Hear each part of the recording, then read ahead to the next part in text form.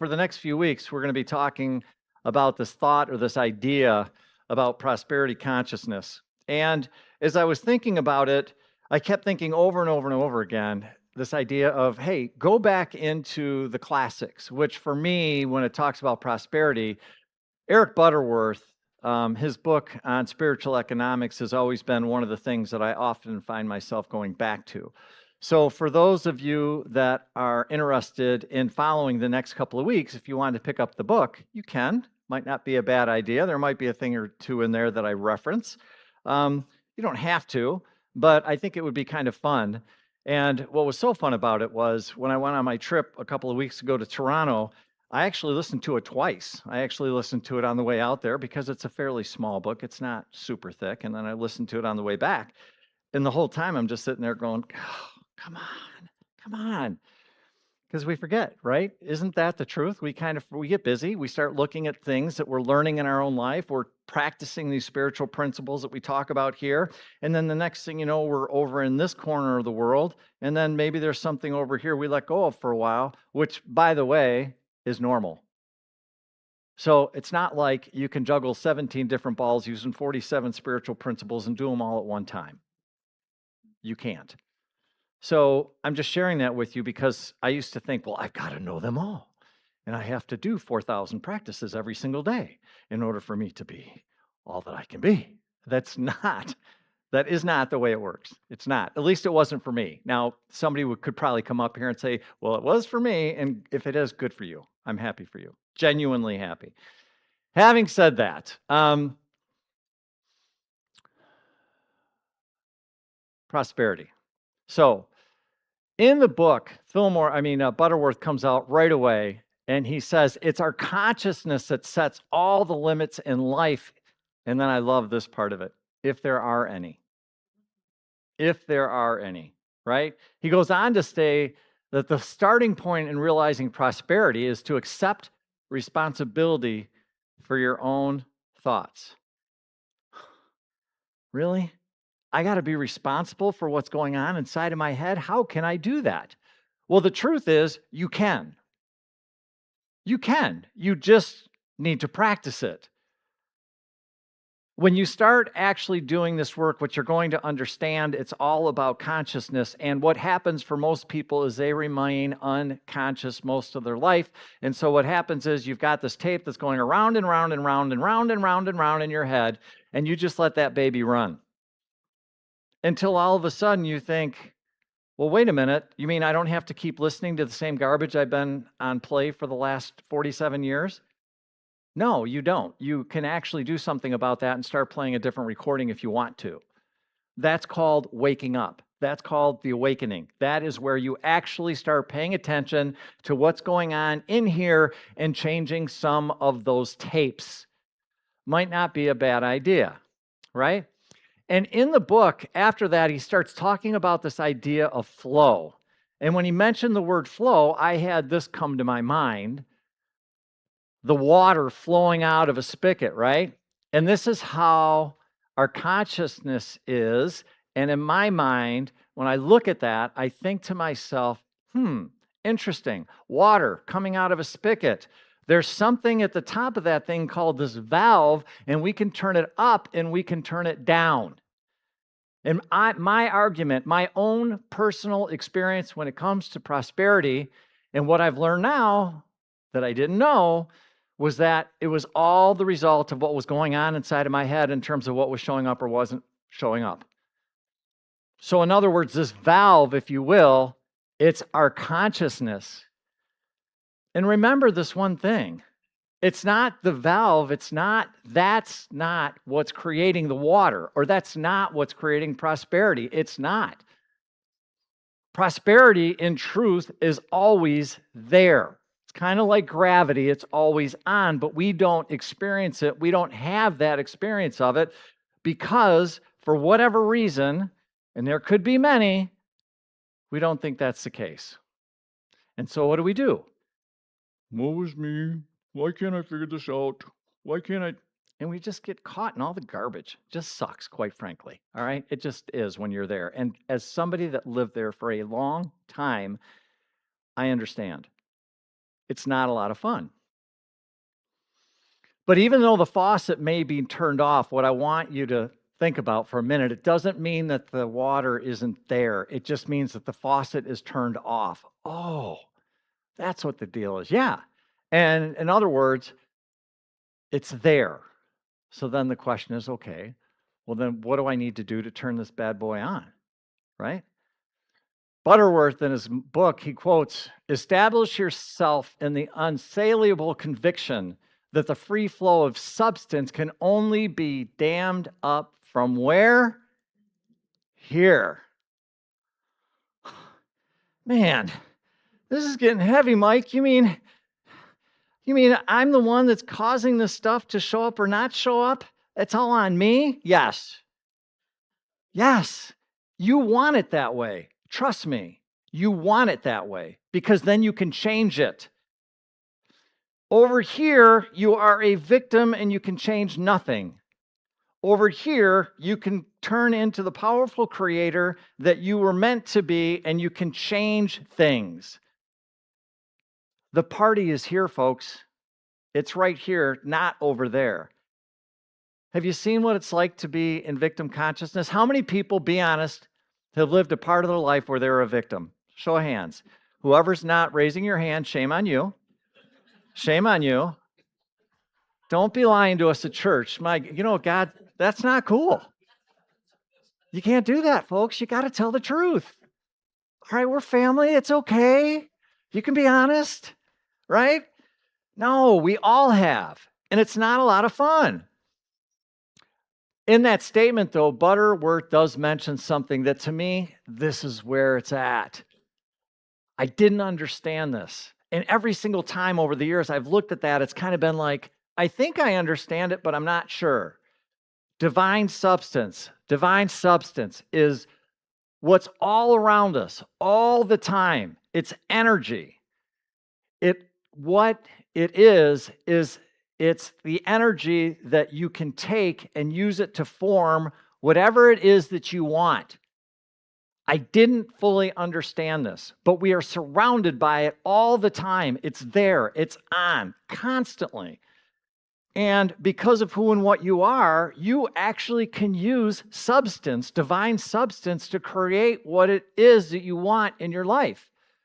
If you know how. You got to know how. You got to know how, right? In the past, I've referred to this because I had a hard time understanding it. I've mentioned it here a couple of times, but I consider divine substance to be spiritual Play-Doh. So how many people have played with Play-Doh? Yay, super fun. What do you do with Play-Doh? Anything you want to.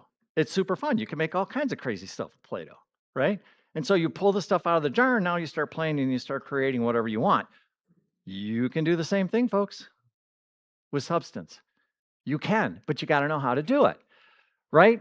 A couple of things about substance. Number one, it's always there. It's always, always, always there. It's unlimited.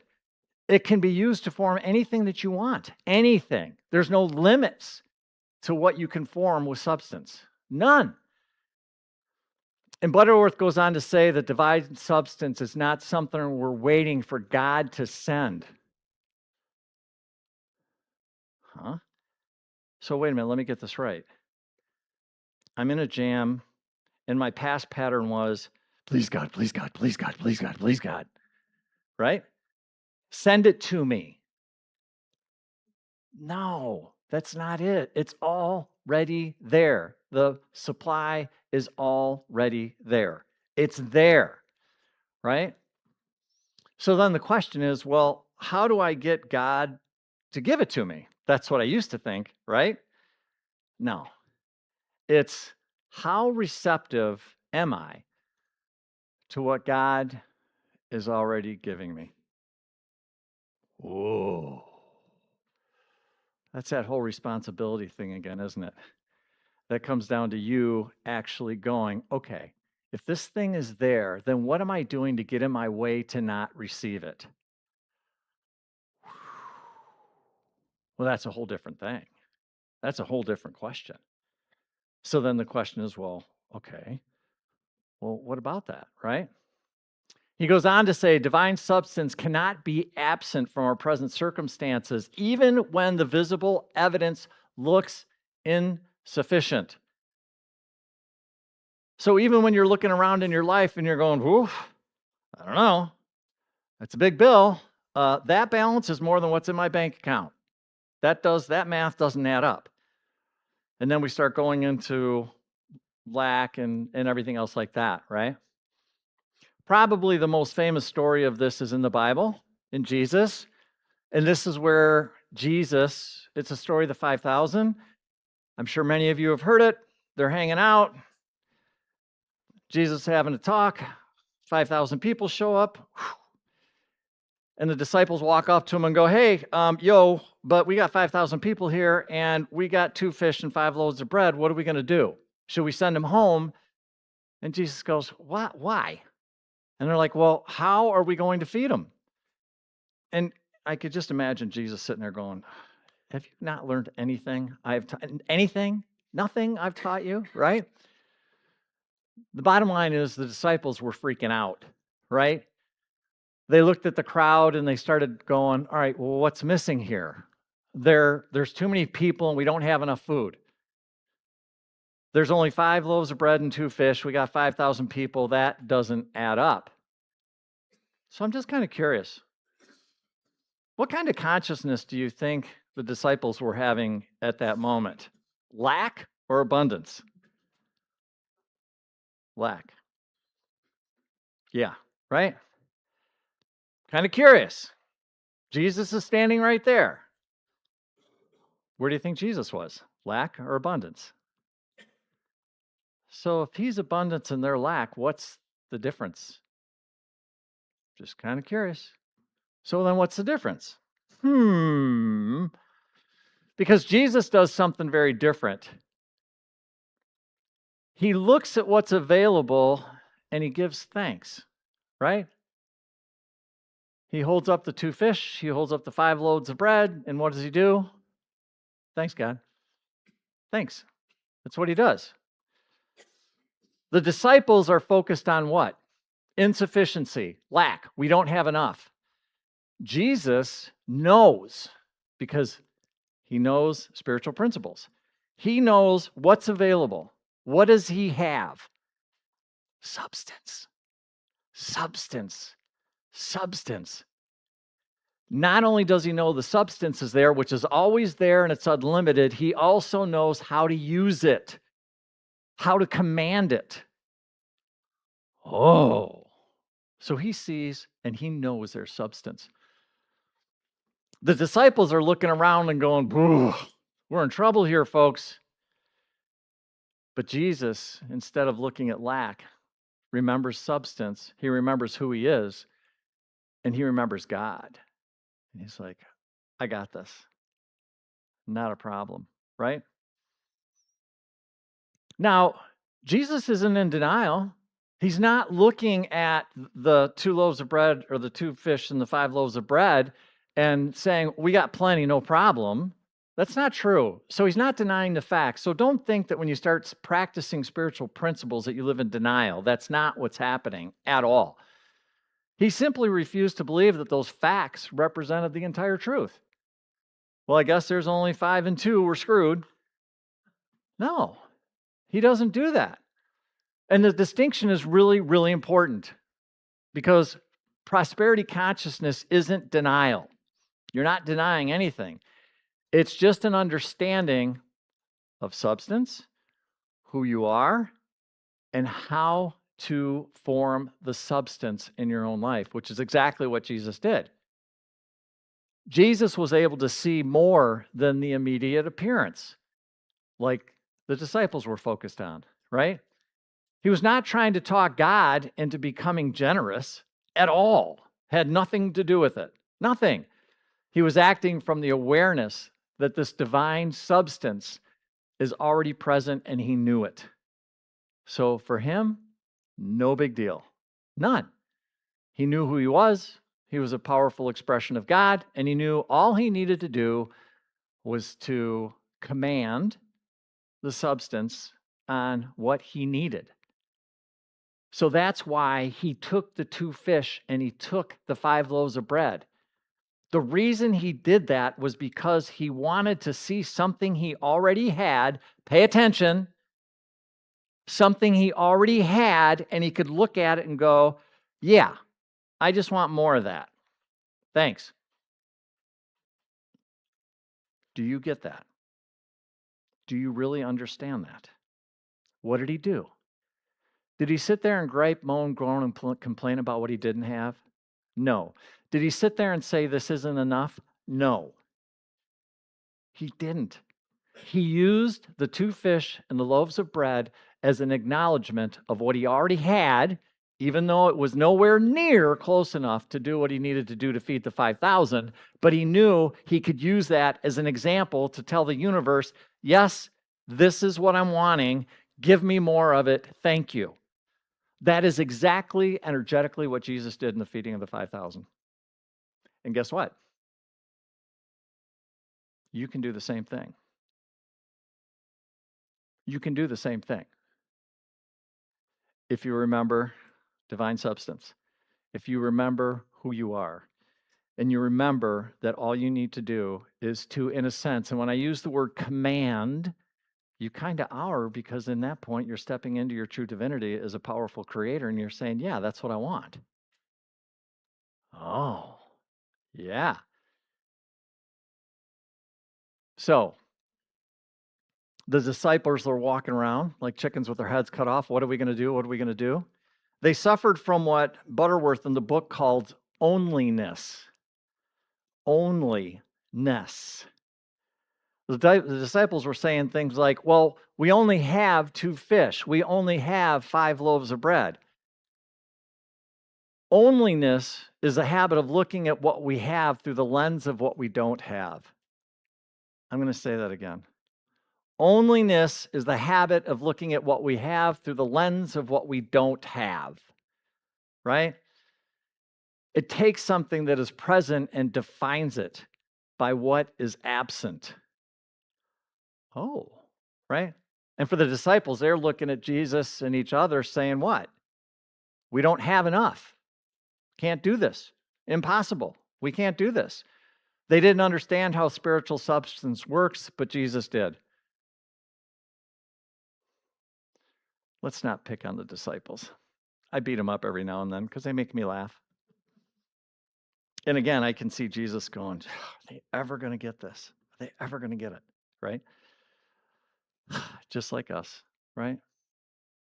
I mean, how many people here have ever said things like, I only make this much money?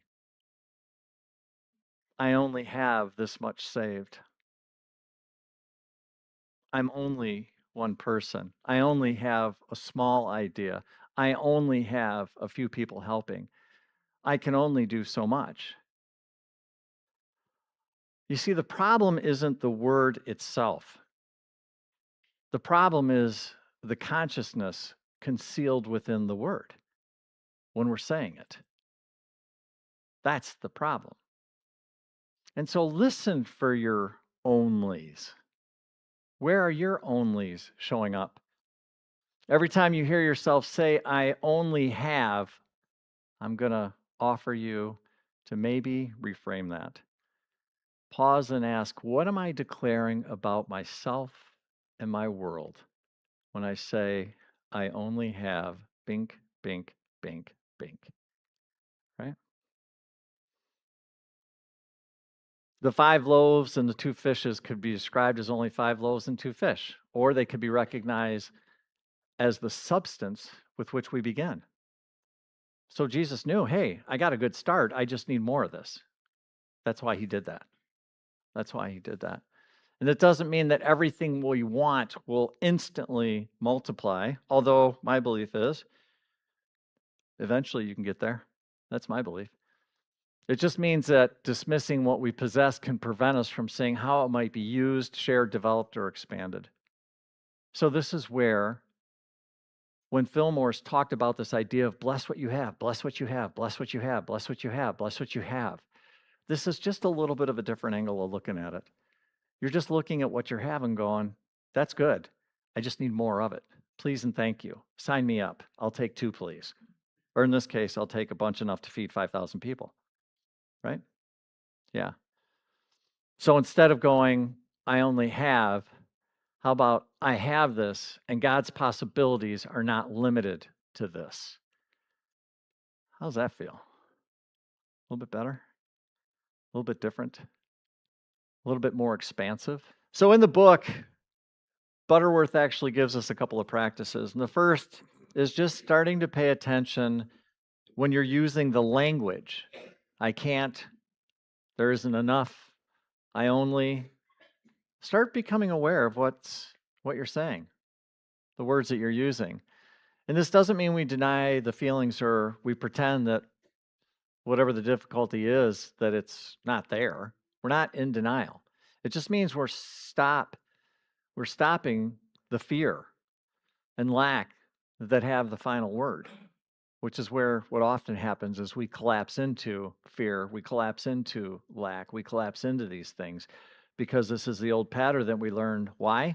Because we watched other people do the same thing ever since we were little kids, so we thought that was the only opportunity that we had.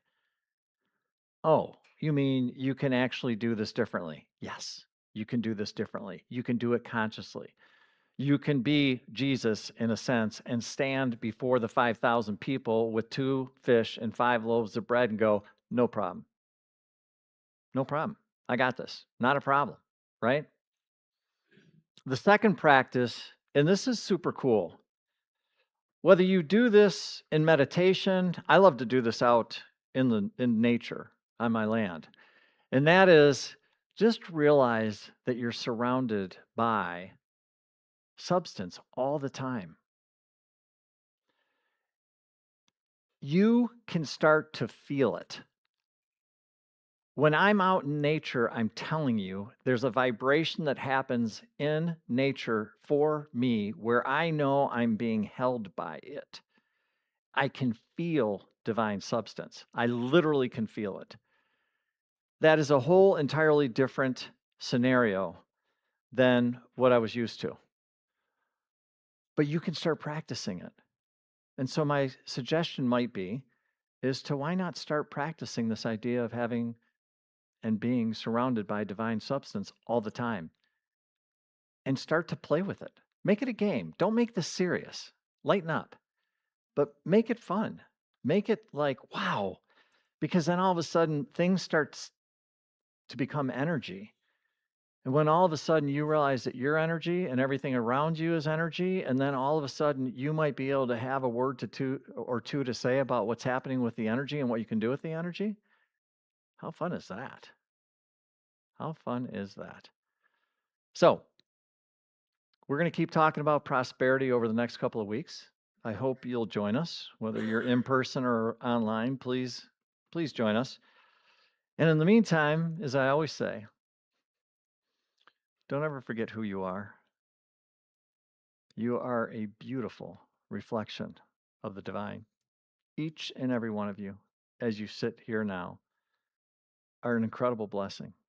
You're a blessing to this community. You're a blessing to this world. You are so needed. And I think the biggest thing is you're doing an amazing job, even though you don't believe it. You are. You are doing exactly what you signed up to do. So don't forget that. And thank you. Thank you for being all that you are. We are incredibly lucky and we are incredibly blessed to have you here. Thank you. Thank you. Thank you. Thank you. God bless. Namaste. Namaste. Thank you. Thank you. Thank you. Thank you.